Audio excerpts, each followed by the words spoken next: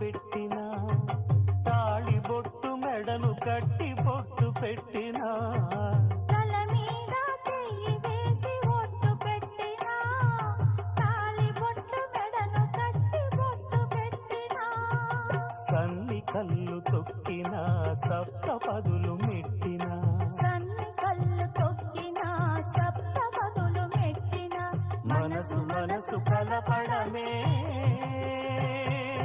మంత్రం పరమార్థం.